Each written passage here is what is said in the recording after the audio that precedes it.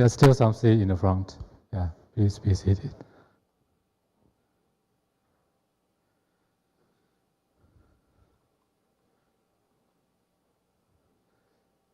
Good afternoon. Welcome to the 2026 Tamkang Climate and Career Chair Lecture. My name is Chen, the Chair of Department of Chemistry, Tamkang University. It's my great honor to host this prestigious academic event. So first of all, I want to introduce our honored guest, Professor Ryoji Noyori, the 2001 Nobel Laureate in Chemistry, and Mrs. Noyori. Professor Noyori's great groundbreaking research has fundamentally reshaped the modern science. It's a very warm welcome to you both.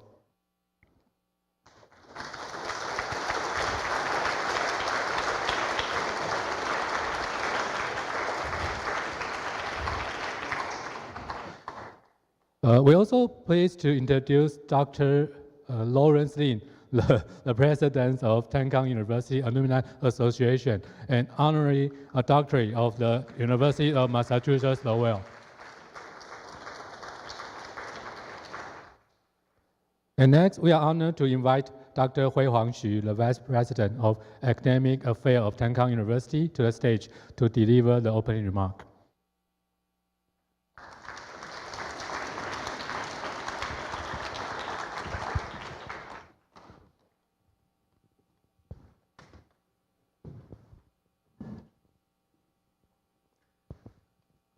Esteemed guests, ladies and gentlemen, colleagues and students, good afternoon. It is my immense pleasure to be here with you all to welcome our distinguished speaker, Professor Ryoji Noyori, to our Tamkang Climate and Career Chair Lecture. Professor Noyori is a Nagoya University-based Japanese chemist. He received the 2001 Nobel Prize in Chemistry for the development of catalyzed hydrogenations. Today, he is going to share with us his thoughts on the topic of chemistry is the science of value creation. We are certain that his lecture will be both enlightening and inspiring. Today's lecture is also part of the TAIWAN BRIDGES program organized by the International Peace Foundation and 12 academic institutions in Taiwan. In the program, 31 Nobel laureates come to Taiwan to share their knowledge and wisdom. We are really honored to have Professor Noyori here at Tamkang with us today. Dr. Chung, the founder of Tamkang University, and his wife, Carrie, established an endowment fund for the purpose of advancing the academic excellence of the university. That is why we have this chair lecture series. The chair lecture series is also known as the Panda Lecture Series because Dr. Chang thought that panda is a symbol of reality, spirit, loving, and determination. Without the vision of Dr. Chang and the support of the endowment fund, this lecture would not be possible. Later, the trophy of Panda will be presented to Professor Noyori in recognition of his achievements and contributions in academics. Finally, I would like to express my gratitude to Professor Noyori for taking his time out of his busy schedule and making the effort to travel from Tokyo to Taipei. I think this will be a memorable afternoon for everyone. Also, many thanks to all of you for your participation. Thank you.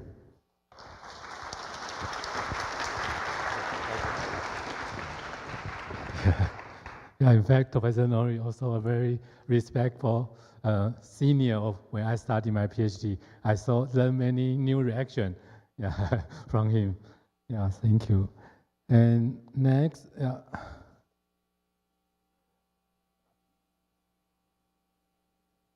okay, thank you, Vice President Xu. Now we pleased to welcome Dr. Hong Zhongxue, the Dean of the College of Sciences, to the stage for his remarks.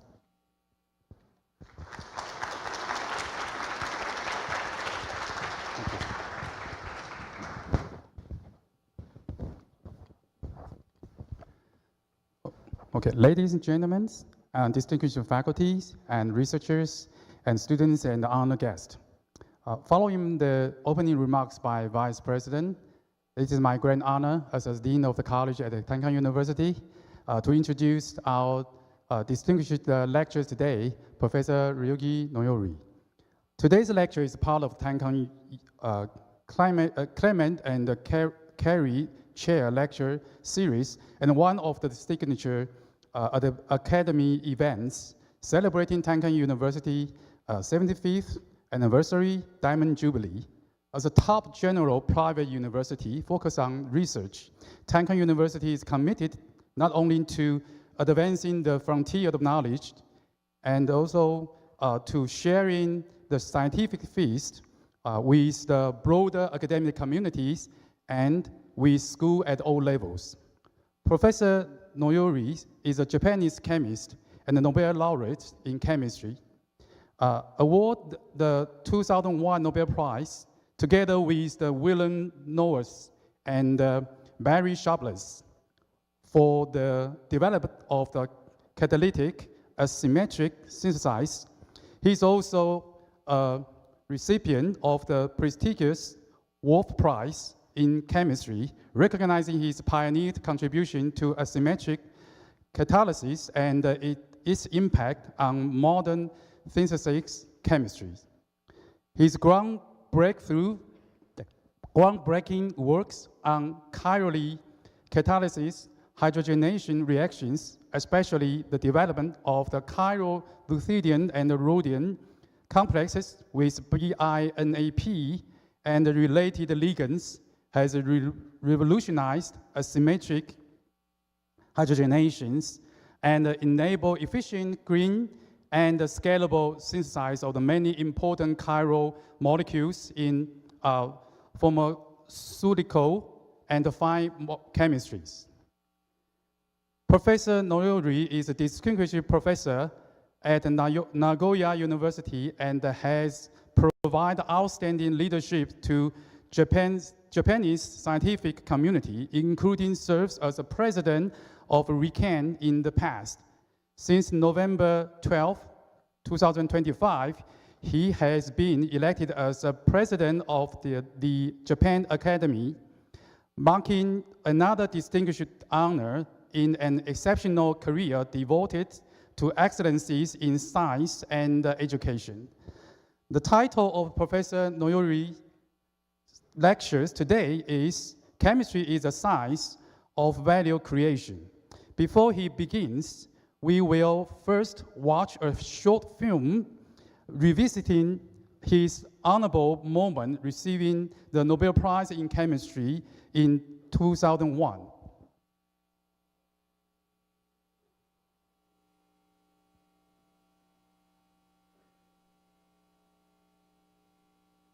Professor Noyori.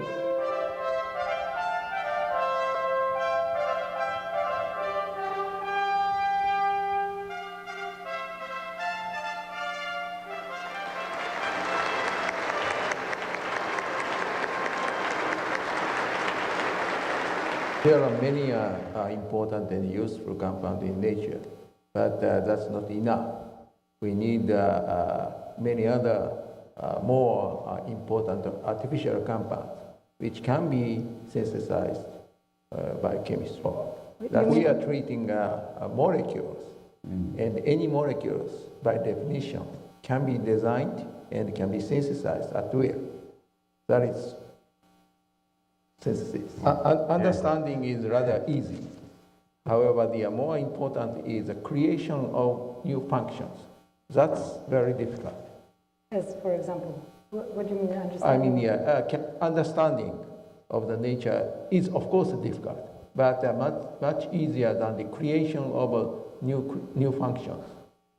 Okay. The function, biological function or life itself is an integrated issue, right? Yeah. And a global issue, and it's very hard to make it. On the other hand, you can understand in detail just by analysis. Okay, now please join me in giving a warm welcome to Professor Ryoji Noyori.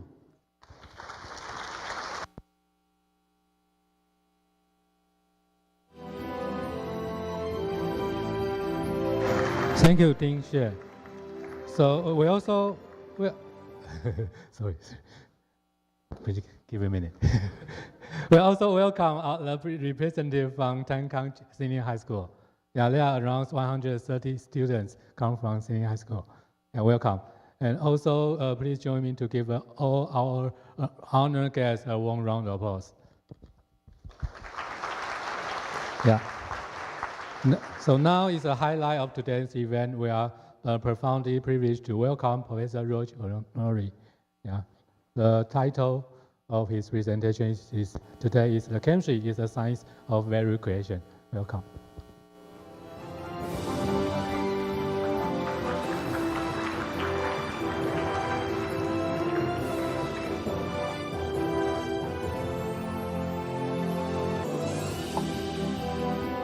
Can you hear me? Good afternoon, everybody.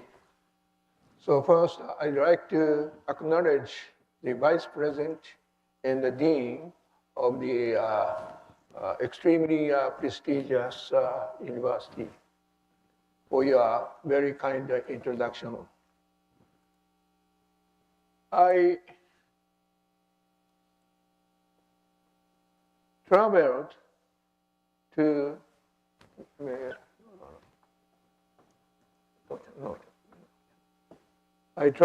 Taipei many times since my first visit in 1988.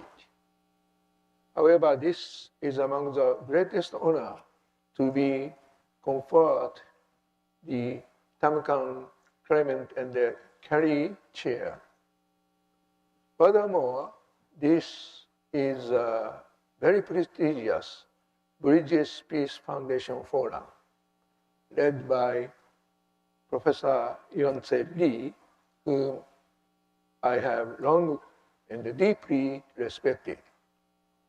So having allowed the same path in chemistry as Professor Lee, I'd like to dedicate this lecture on the 90th anniversary of his birth and the 40th anniversary of his Nobel Prize award in 1986.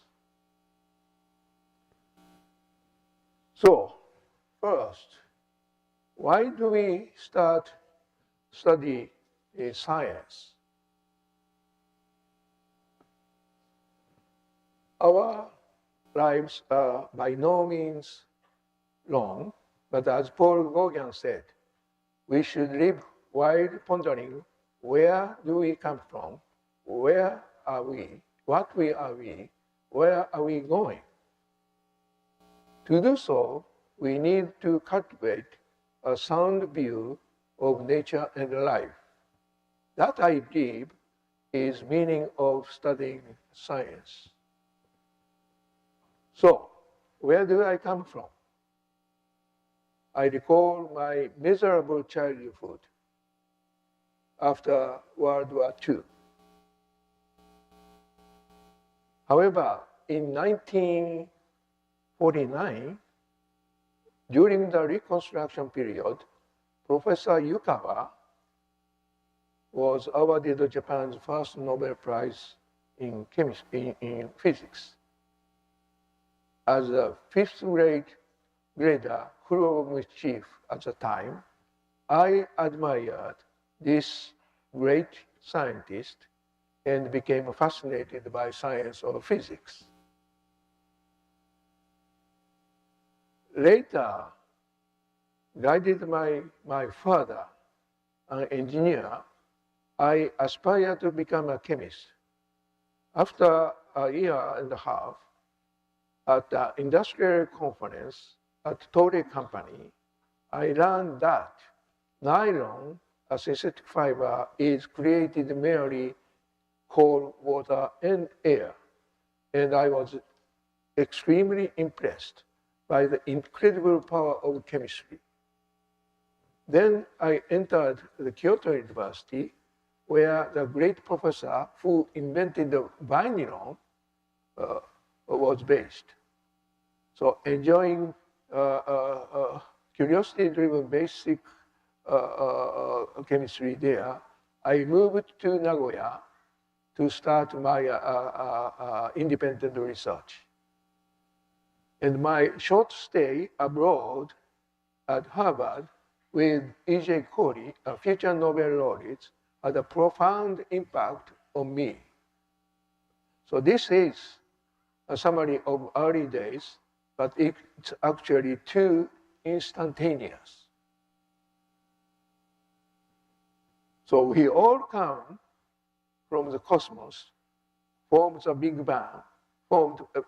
the Big Bang 13.8 billion years ago. Everything we know is matter. However, if the vast universe were perfectly symmetrical, there should be an exact amount of antimatter, which has properties opposite to matter. So you might consider that the two collide, emit light, and annihilate each other, leaving nothing behind. But in reality, matter exists about a billion more than antimatter, and so it does not all disappear. As such, we are like a handful of smoldering ashes within the universe, incredibly short life and a miracle of life. And the history of life is said to stretch back 4 billion billions of years. We now know that living organisms are formed and evolved based on the DNA information, genetic information, and protein synthesis.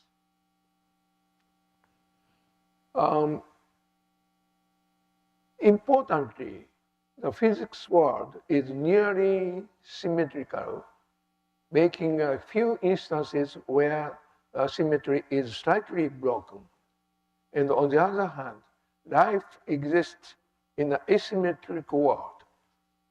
So DNA double strand is single-handed, and protein constructed with near exclusively left-handed amino acid. Thus, beautiful sea cells, morning glory vines twist in one direction only, and our heart are located on the left side. We thus learned that the concept of parity or symmetry are absolutely crucial in all scientific fields. So what about in the world of chemistry? From a chemist's point of view, our life depends on molecular chirality. For example, such enantiomers cause taste and smell quite differently.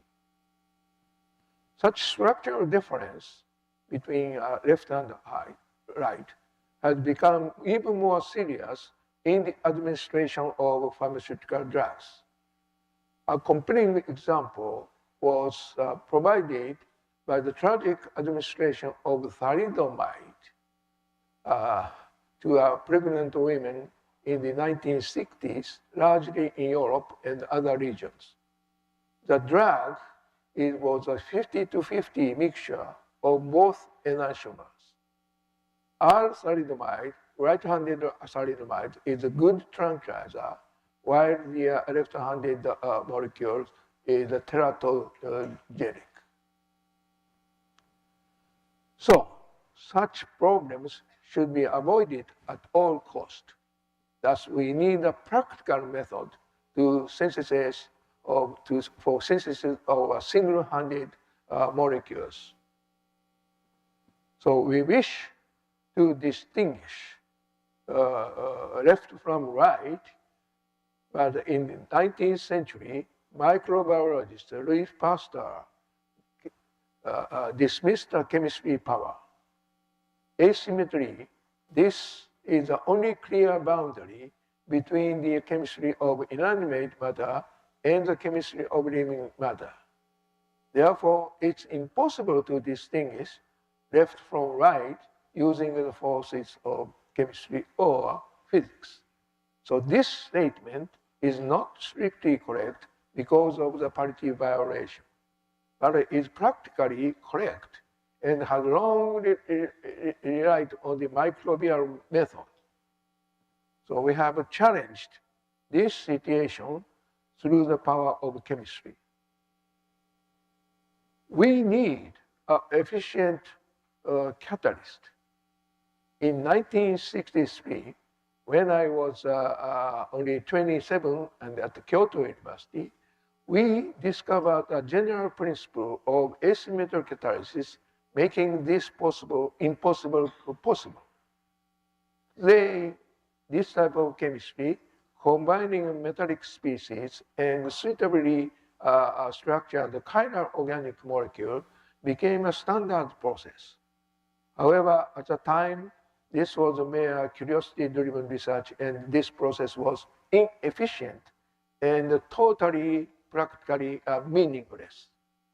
So later, however, I moved from Kyoto University to Nagoya, where we developed a range of useful asymmetric hydrogenation reactions. So these processes have a universal application and came to be widely used in research and also industry throughout the world. Here, you see some industrial application of my asymmetric hydrogenation, allowing the synthesis of various single-handed fragrances and also the moisture retaining ceramides and pharmaceutical such as antibiotic, levofloxacin or beta-lactam antibiotics. So our rhodium binary asymmetric catalysis is useful for other reactions. Takasago International Corporation very quickly established in 1983 an industrial process for the industrial big production of L-menthol, a life core substance. And this process, among the largest chemical processes in the world, continue to be used more than 40 years even now. Now, looking back on my small achievement, what is a major impact on society beyond the obvious economic benefits? Well, in 1992, the U.S. Food and Drug Administration sets a guideline for racemic switches, thereby contributing a major improvement in medicine. The FDA strongly guided to prepare and commercial only a single-handed molecule which is truly active. So I think our successful technological development of Japan was a contributing factor, this important policy change in the United States and then worldwide. So when I received the Nobel Prize in 2001. I was presented this certificate featuring this design. The spiral shells have a distinct left and right-handed forms. The right-handed coil shell is beautiful, while the left coiled shell is ugly. These symbols indicates how one form is effective in medicine, while the other is even toxic. So, I have been fortunate scientist, but what exactly has been on my side? Well, first, poverty in our younger days helped me. So obviously, poverty itself is a hardship, but a strong will to escape it can save us. Paradoxically, our generation experienced severe material deprivation alongside an irreplaceable spiritual wealth.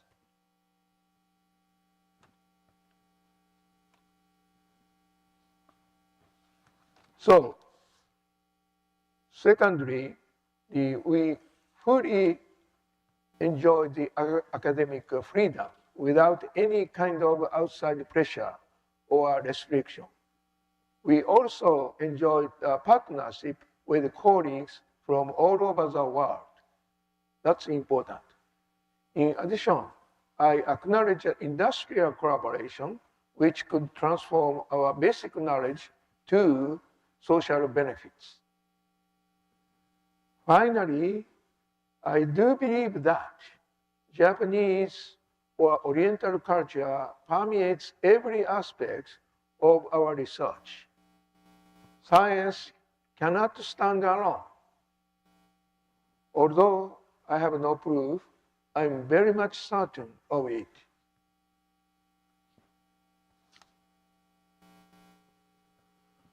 Well, our research success has relied on the invention of such a chiral binary transition metal catalyst in early 1980s.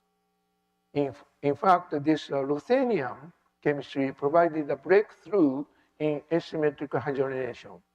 So reaction occurs in these green site with near perfect phase selectivity, forming only left or right-handed molecules. The reaction is very, very rapid and very, very productive. Here, I feel a profound sense of scientific beauty in this nanoscale molecular class. We had insisted to create such rotational, symmetrical, and pliant, not very rigid architecture. It was back in 1984, over 40 years ago now, I was invited to a Nobel Symposium on asymmetric synthesis. This, my lecture title, includes a world of beauty. Here I discuss sculptural design, something quite different, something quite uncharacteristic for chemistry conference. Thinking it would be incomprehensible to Westerners, I brought out the photograph of Kyoto bamboo groves and lanterns of night festival, attempting to persuade them of the relationship between the craftsmanship beauty and the slender supple bamboo work and the function of a chemical catalyst. The foundation of my scientific intuition is based on the concept of the beauty of utility. From folk art theorist Soetsu Yanagi, and for Westerners, Bauhaus movement principle that form follows function. It's not just about the visual beauty.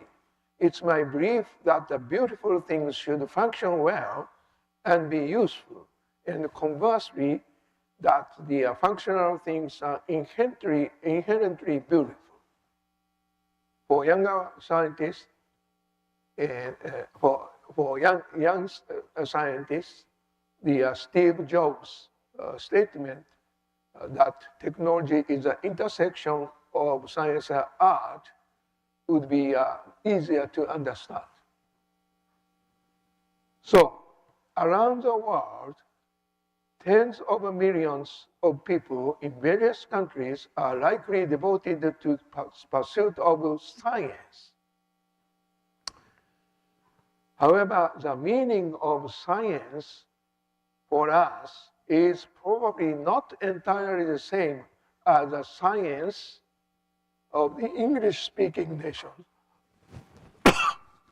or science of French or German trunk of knowledge, Wissenschaft. Sorry. So this is because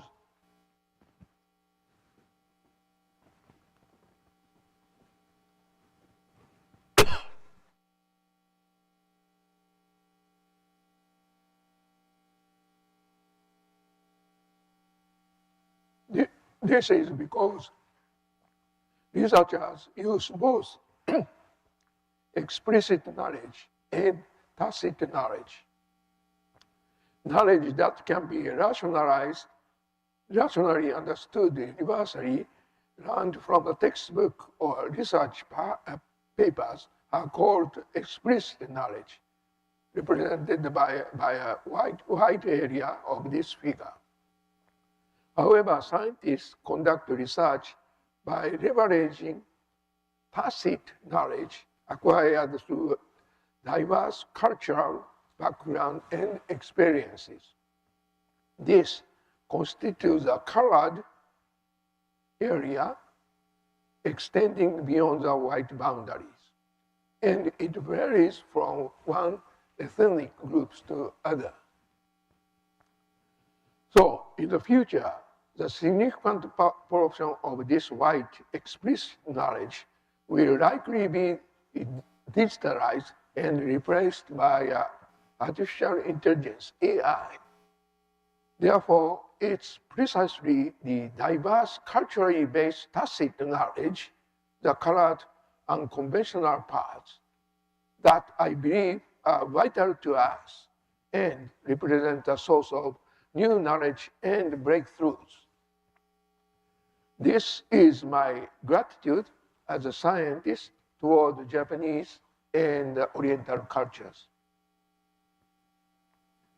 Now, I'd like to briefly share my thought on the future of chemical research.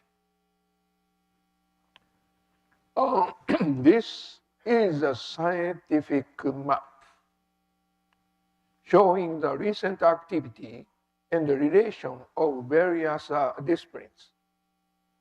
Like science here,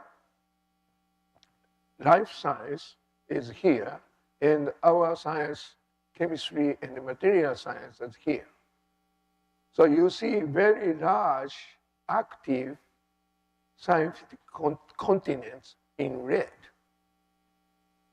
peninsulas, and all the newly emerging islands in the ocean. However, I'd like to emphasize science is one, because the science is a single entity because it's based on the common natural laws. From a chemist's point of view, all discipline is based on materials and substances and connected by information. Chemistry links entire scientific field at the bottom of the sea, which you cannot see here on this map. Therefore, in order to create new scientific islands, research must be interdisciplinary, transdisciplinary, or even antidisciplinary. Thus, overall, I'd like to ask the younger generation to lead the chemistry away from being mere a service science and toward becoming a true central science.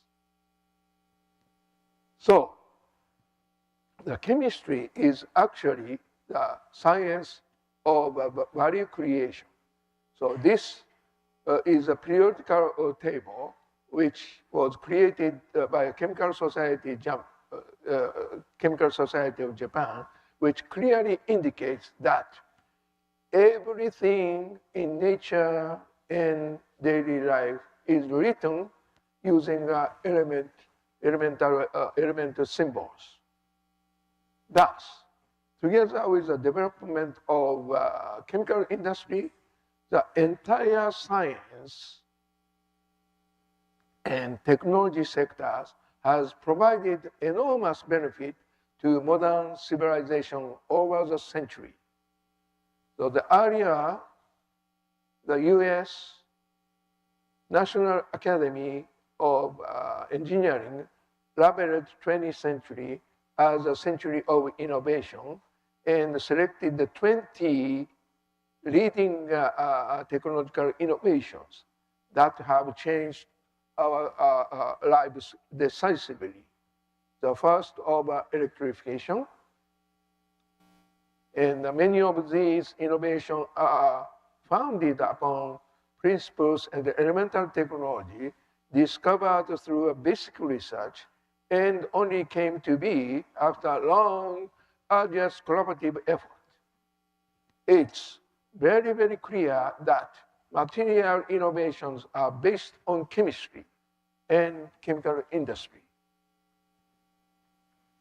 So therefore, we are proud of being a chemist, because chemistry goes beyond the science of mere observations and understanding of nature. Instead, our science is capable of generating very high values from almost nothing. Man-made substances and materials determine the quality of our life. Without chemical industry, we could not have realized the affluent, civilized society we live in today. However, nothing comes from nothing. We should not forget that civilization relies on the materials and also the energy, casting deep shadows sometimes.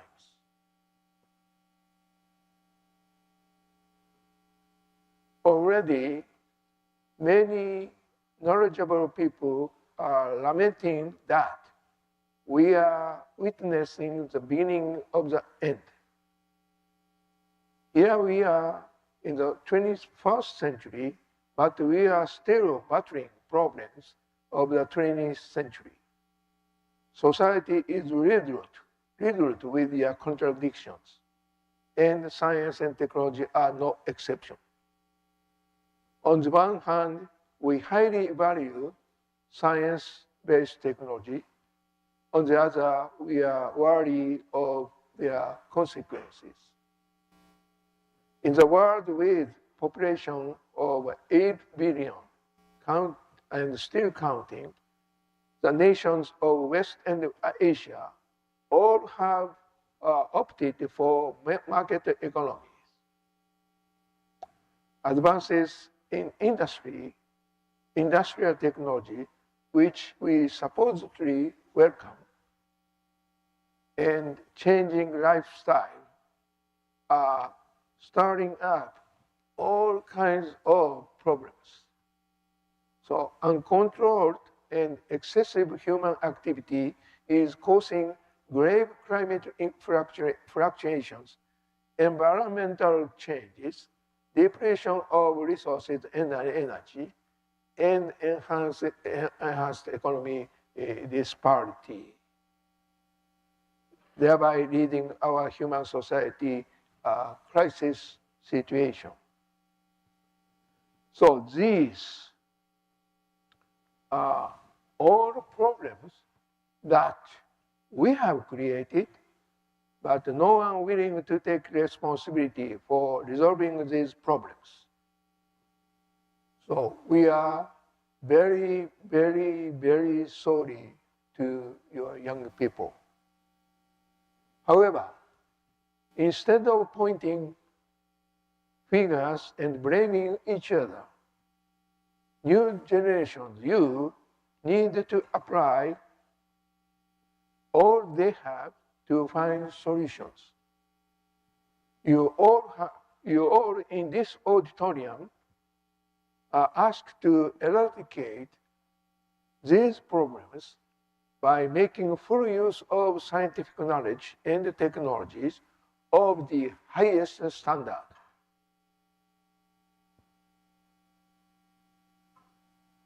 We can take great pride in the highest level of civilization achieved through human intellect. However, we must reflect deeply on the fact that national ambitions have ignited wars and disseminated society, and that the excessive personal appetite have caused irreparable environmental destruction. So, looking back to the 20th century, there are regrettably a number of events that define the good name of chemistry, to which I have devoted my entire academic life over a half century. There is no denying that the chemical industry has not always addressed these problems quite effectively. We must look deeply within ourselves to learn why this is so.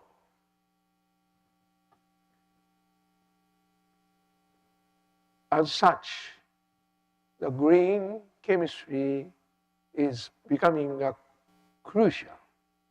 The essential aspect is the use of safe starting materials, renewable resources such as biomass, and safe solvents. Furthermore, we must conserve energy in chemical production and avoid toxic waste. In fact, the green chemistry will not be easy to achieve that objective with desire, as Albert Einstein once stated, that problems cannot be solved at the same level of awareness that created them. But we must try by all means. So, most important organic compounds are synthesized by a step-by-step fashion, not single step.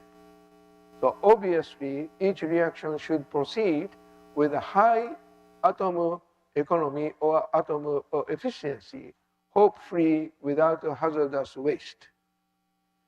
In chemical industry, the E factor or eco factor is significant. To obtain 1 kilogram of gasoline by cracking of naphtha, only 0.5 kilogram of waste is produced. But many organic compounds, important organic compounds, are produced from raw materials in a multi-step process that gives rise to accumulated waste and large E factors. The synthesis of structurally very complex pharmaceutical drugs forms as much as 25 to up to 100 kilogram unwanted waste. That's a terrible problem. So where does the waste go? green chemistry is a key issue for chemical manufacture in this century. So with regard to greenness, the chemist must fully utilize dihydrogen. So dihydrogen is the simplest and smallest, but the most important and useful molecule. And our catalytic hydrogenation is an ultimate green chemistry, because 100% economy with no waste at all.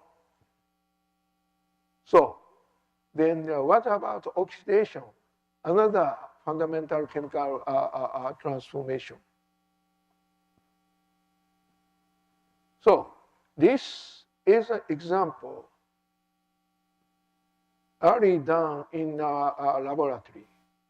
Currently, acetic acid, an important compound of nylon 6,6, is being manufactured from AK oil, a mixture of cyclohexanol and cyclohexanol, produced by a hydrogenation of benzene, followed by aerobic oxidation with a low conversion. The key oxidation is done with nitric acid.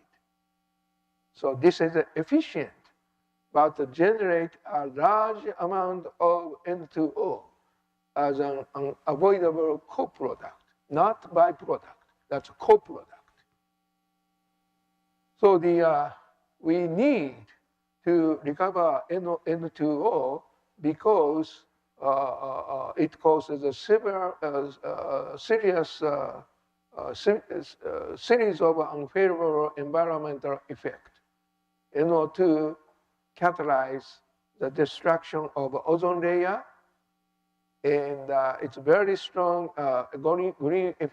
greenhouse effect, and also causes acid rain in the smoke. So we took note of cyclohexene as a starting material.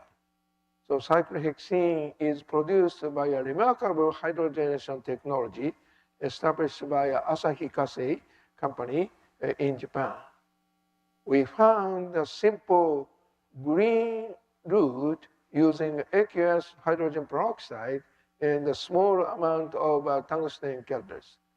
This is a near perfect reaction since H2O is formally an adduct of oxygen and water. Therefore, the water is a sole byproduct. So this is also a hydrogen chemistry because the hydrogen peroxide is prepared by a hydrogenation of dioxygen. So many people say dioxygen is the ideal oxidant, but in most cases, only one of the two oxygen atoms is utilized, requiring an acceptor of one oxygen atom. Thus, the atom efficiency remains only 50%. So, next, I've been feeling sorry lately that society is unfairly attacking synthetic fibers, resins, and films. As a chemist, I believe that social condemnation must possess the scientific rationality as well. Obviously, the invention of synthetic fibers, films, plastics as the greatest triumph of chemistry in its long life. So not only Carl Dess, the inventor of nylon, but also Staudinger, who established the concept of molecules, and Carl Ziegler, inventor of the olefin polymerization. They all deserve the highest respect. So because the modern civilization would not exist without these innovations innovative technologies. So recently, plastics is evaluated both positive and negative, but I cannot condone that tendency to scapegoat the chemistry that realize excellent artificial plastics and fibers. At least, no criticism should ever diminish the essence of science and the honor of these great chemists. So we know that plastic manufacturing consumes enormous energy. The production emits CO2 in a quantity of 806 million tons per year, corresponding to some 2.4% of total annual production of 36 billion tons of a year. Please note, however, the plastic production is much less energy intensive compared with the manufacturing of steel, cement, and glass, etc. The plastic are lightweight materials, saving energy in mobiles such as cars and airplanes. The gas shielding function allows long-term storage of food, reducing the total transformation cost. The heat insulation materials are enormously contributing to the energy saving of building and others of many kinds. Engineering plastics are used in a large range of technological devices, ensuring electricity and energy efficiently. Moreover, plastic contribute to a new energy production, such as fuel cell, solar, and wind energy. Society at large should not ignore these benefits. The plastic is a glorious invention shaping our material civilization. In fact, industry is manufacturing 400 metric tons of plastic annually and sustaining a modern society, modern cities, transportation, and water supply, and healthcare, and information technology system, among others. So where is the plastic waste going? Since the mid-20th century, mankind produced a grand total of 8.3 billion tons of plastics, and regretfully 6.3 billion of it already became waste. So we have recycled only 9% of it, out of it.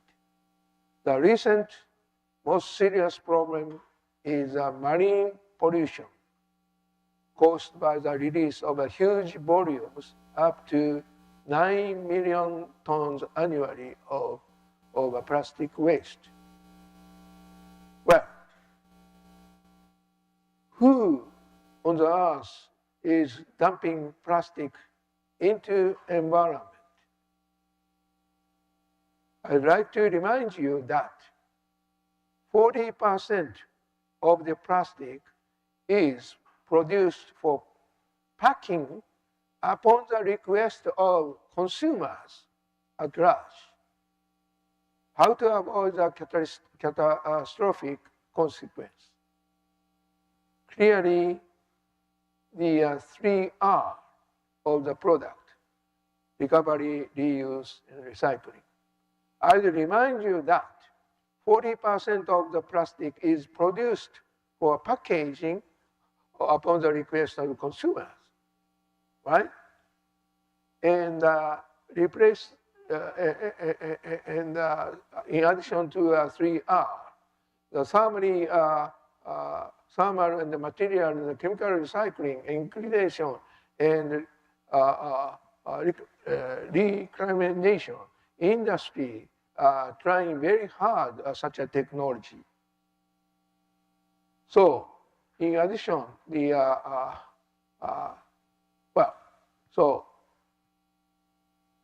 furthermore, chemists are making effort to replace single-use disposable material by biodegradable materials to paper or to papers or many other materials. So I would say no universal plastic exists, however. Although we respect the natural biological circular mechanism, our possessor's intellect should not be under-evaluated, because most human-designed high-performance plastics can hardly be replaced by conventional bio-based materials. I consider that the bio-based raw materials would better be utilized for developing a unique new materials which otherwise are unattainable, rather than just producing plastic with conventional properties. Some brilliant chemists are now inventing unique functional groups and supramolecules or ion-pairing polymers via multiple covalent reversible bonding. This new science allowed easy recovery of monomer units. In addition, more precise life cycle assessment is crucial to sustain our civilized society. We chemists must make our best. So nevertheless, I'd like to say that the efficacy of the technological effort is quite limited. More proper material management is needed. So, at the beginning of this talk, we discussed about the matter in the universe. The chemists are studying the transformation of matter and the energy within the Earth system, born 4.6 billion years ago, and try to create values for survival of humanity.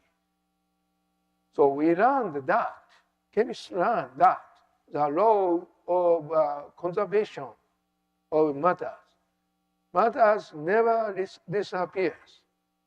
All things grow and transform, and they undergo reincarnations.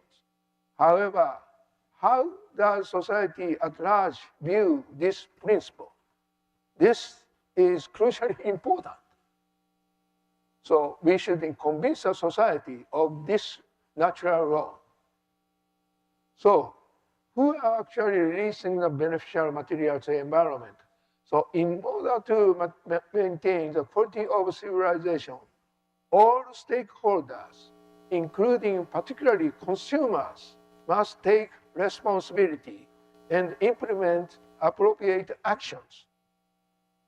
I strongly protest the unjustified slander directed to the science, chemistry, and also the chemists by society at large. Chemical industry is sincerely producing important materials to utilize their excellent properties and functions, but not for thoughtless release to environment. Now, scientists and engineers who understand the plastics best, along with the industrial sectors, must not only strive for efficient manufacturing, but also clearly communicate to society how to use plastic wisely and how to dispose of them. Through the 200,000 years of human society, people have survived by adapting to the rigors of nature. This has brought us to the human society we live now, society we know today. But in the future, it won't be nature, but our own sense of values that will determine our life. I strongly believe this to be true.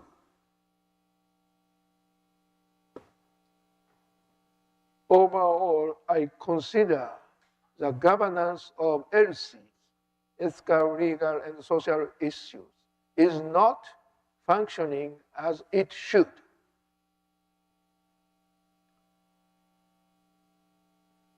So I think compared to the rapid advances being made in industrial technology, moral and social progress has been deplorably slow. So we need now value innovation to straighten ourselves out.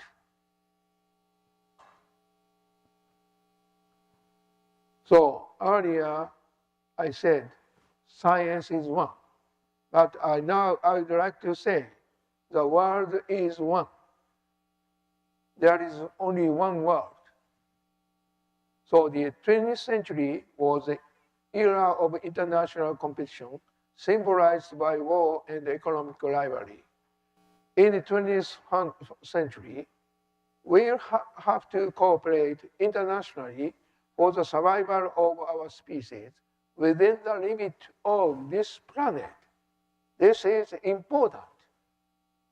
The countries have all different histories and viewpoints, and their interests sometimes clash. But no countries can exist on its own. The strong tie among Asian nations are essential. This is the key. And everything begins with understanding between individuals. I do believe so. Friendship across the sea and firm relationship of trust are the cornerstones of international security as well. I do hope that this view is shared by my esteemed mentor, Professor Yuan-Tse Lee. So I'd like to conclude this lecture by expressing my respect and gratitude to Professor Yuan-Tse Lee, who guided us over the decades. Thank you very much for your listening.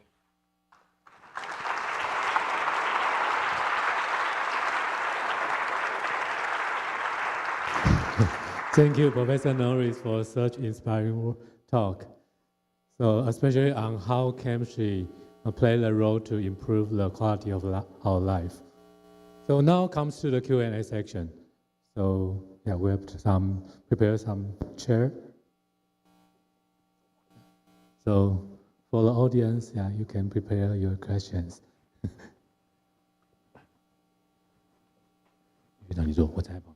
The question from the youth is welcome.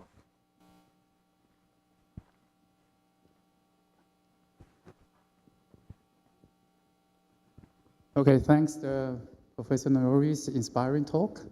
Now we have the Q&A sessions. So we will take a few questions. Any questions or comments, please? If you have a question, just please raise your hand and let me know. Yes, please. Yeah, use your microphone on table, yes.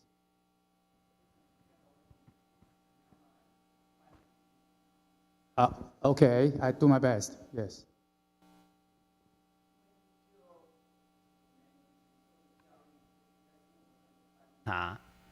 自然界的东西、天然的东西，我们所接收到上一代跟我们讲到最安全，因为自然界存在的，人为的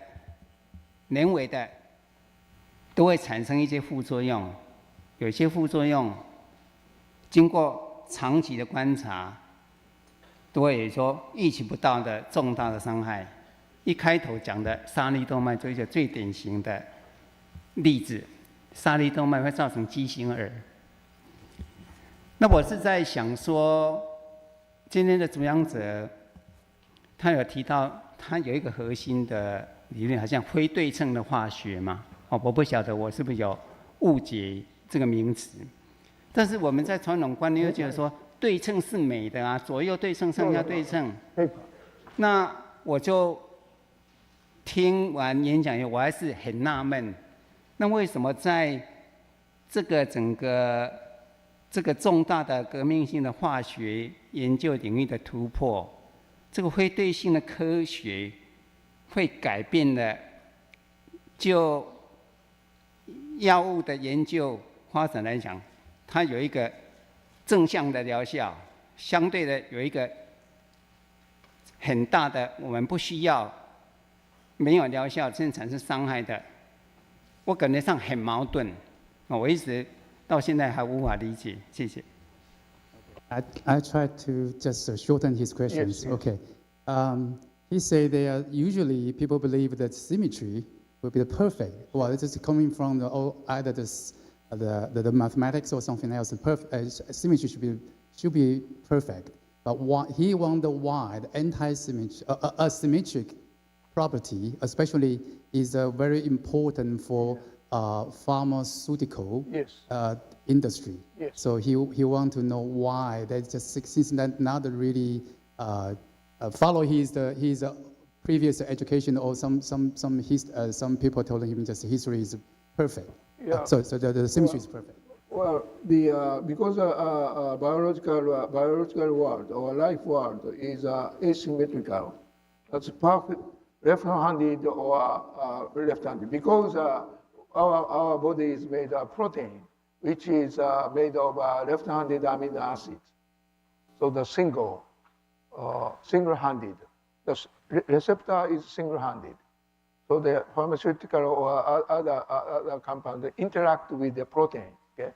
In many cases, the interaction between a small molecule and our body receptor is a key to emerge the biological function. Okay? The pocket is chiral, left-handed or right-handed. Therefore, the small molecule must be a single-handed. Okay? So you have two shoes, left-handed, right-handed. Okay? That's chirally very strictly distinguished. Okay? So for the right side, right-handed shoes accept just right leg, right? You know, the pocket is left or right-handed. That's structure strictly defined. Okay.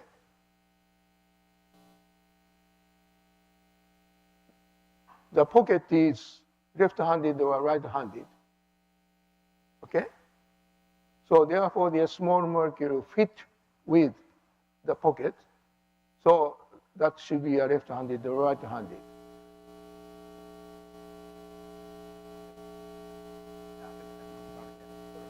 Understood?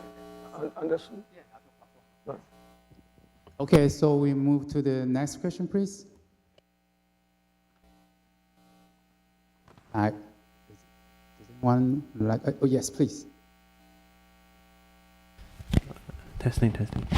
So thank you for your inspiring talk, and I want to ask, in your opinion, what do you think that the next fundamental breakthrough in green chemistry or like chemistry, rather than just coming down, coming here. You want to come here? Here. Yeah, you can come here. Yeah.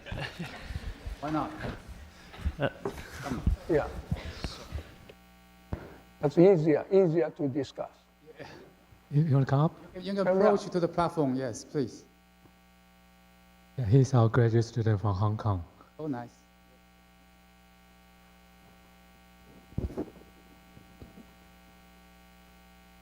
Thank you. Okay.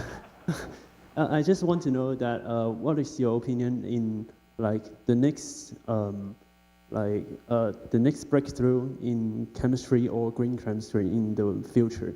Yeah. Oh, That any future breakthrough in green chemistry? yeah, probably chemistry that should be related to the energy or life. Okay, that's two important subjects, right? So that's not not symmetry.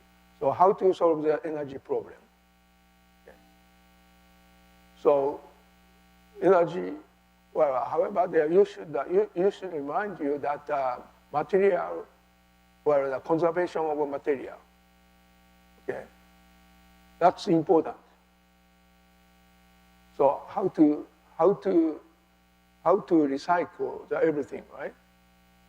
So you should generate as an energy, but the material where the materials go. Okay. Of course, yeah. Of course, you are getting energy by burning the oil, and petroleum oil, right? So where does the CO2 goes? So material and the energy is strongly related.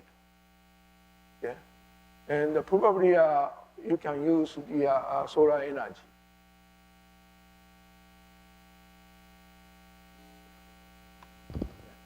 Maybe I can translate in Chinese. 刚刚问的问题是 he's an expert. 刚刚问题是那个绿色化学会有什么未来的突破可能？那荣誉先生讲的很重要，就是因为世界在缺能量嘛，所以能源如果你要去做任何化学，你要想能源怎么来，能源怎么去，对，那不然的话这件事情就永远会是一个对世界上的损害。所以如果要有突破，一定要在这上面先想清楚。Yes, please. Approach him, please. Yeah.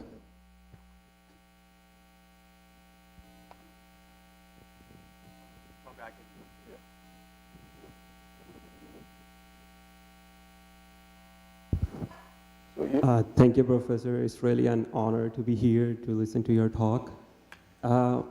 It's okay, I will come there. It's okay. So, my question is like, you know, this is an era of AI and everywhere is AI. So for us, like we are just like working in lab, do you think like AI can help us to reduce chemical waste and efforts to make a new compound or molecule? Yes, yes. Yeah. What's your thought on AI? AI is a powerful tool. Okay? AI is a powerful tool, right? But a tool. But AI cannot think. They can calculate, but they cannot think, or they cannot consider, right? So you should fully utilize the existing knowledge. But creation is more important. So AI is just doing calculation, so using accumulated knowledge. So some, in the mathematician Pascal mentioned, the human being is a mere weak reed in nature. But human is a thinking reed, okay? So we are thinking creature. So the thinking by ourselves, creating by ourselves is the most amusing, okay? So, well, you may use a calculator, but that's not the joy, right? you're just using an accumulated knowledge, not creation. So the use of the AI is unavoidable. So, but you should not be addicted, right? So we know the difference between the AI and human intelligence. But young people cannot distinguish between the human intelligence and the AI. They are just a kind of a calculator, not a thinker. That's my opinion. Thank you very much. Okay, so since the schedule is very tight, so we will take a last questions. Anyone over there would like to? Is there any questions? Oh yes, please. You want to come? You want action coming? Yes, please.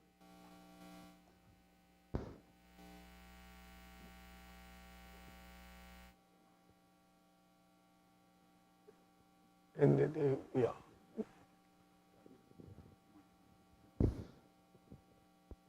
Make a good question. Wait. Okay, Professor, thank you for a great speech. And in your speech, like you're talking about, we're in the beginning of the end game, because as we can see, the environment was damaged very hard in the improvement of the humanity. But I want to ask that, as your perspective, is the human already have the awareness that we are damaging the environment, and we have to take some action to make the environment improve, or we have to decrease the damage through the environment, like from your long-term perspective.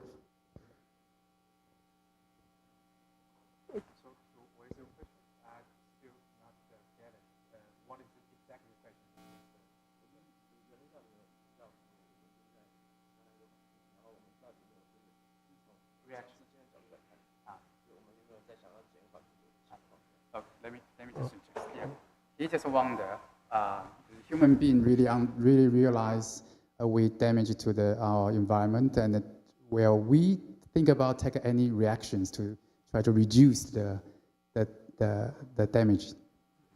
Well, I think the three things are important. One is whether that could be a damage is reduced by technology. Okay? Technology is useful to mitigate the problem. And the second, but not enough. And the second is a law or rule. That's important in society. But it's not enough. The most important is the ethics, right? So I think the ethical innovation is most important. So I mean, as I mentioned, you are making, the society is making many innovation, technological innovation, business innovation, and system innovation, and many others innovation. But not enough. So what is needed is the innovation of our ethics, right? Ethical innovation is important.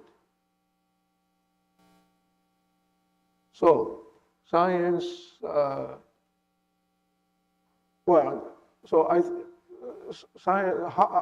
science is used in a good way or a bad way. So you need ethics and therefore the education is very important. And probably Eastern or Oriental holism, for instance, is important to mitigate the environment and other social damage. So that's why I should say we should collaborate in Eastern Asia. Yeah, we have, so therefore I often say that culture is very important, right? How to cooperate, right?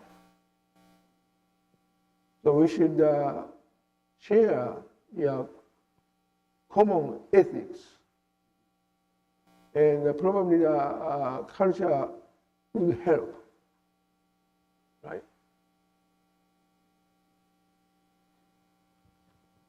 I think. So Eastern country like competition, and they would fight each other. Yeah. Okay. Okay, so let's thank Professor Noyori such a wonderful talk. So we just move to the next sessions. Yeah, at this time we want to invite Vice President Xu to present a token of appreciation to the professor.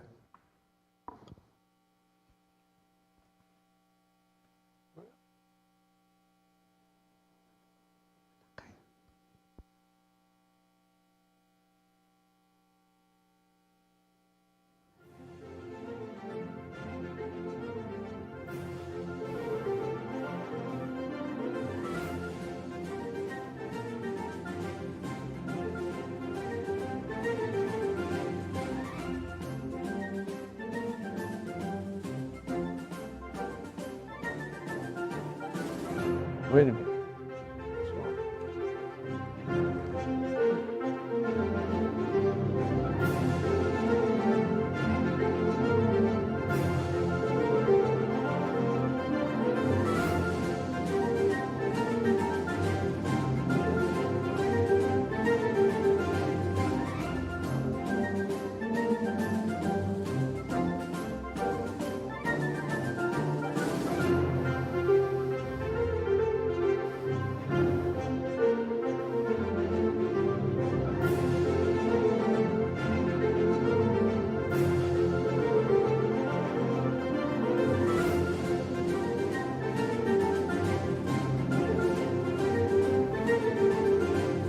Thank you very much.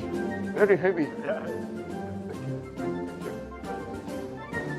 Yeah. I can take for you. Yeah, we'll now take a group photo. Yeah, and we may invite you to step down. Yeah, to the seat. Yeah. So may all guests look toward the camera.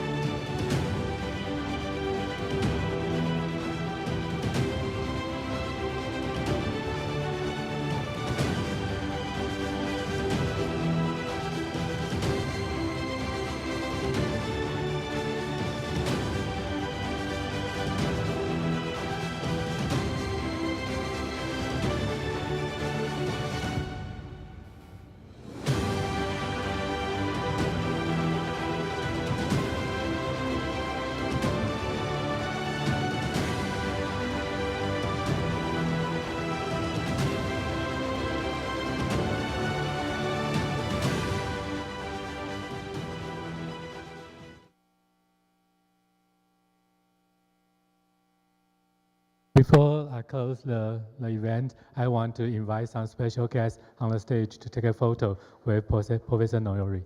So please, President Tsai, on the stage. Yeah, Professor Noyori, please come to the stage again.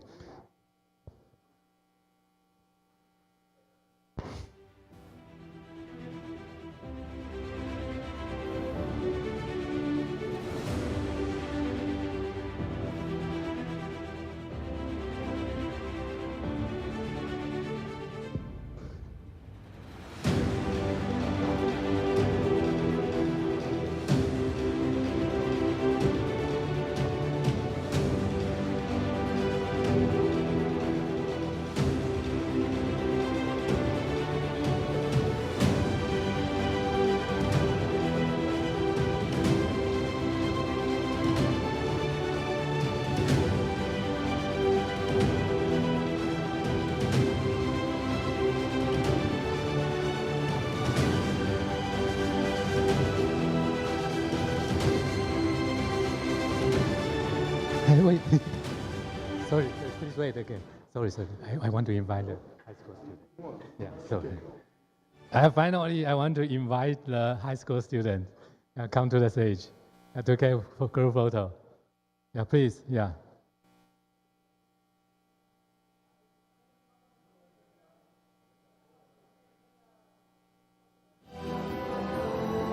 淡江高中的同学，麻烦赶快到台上来，不要让讲者等太久。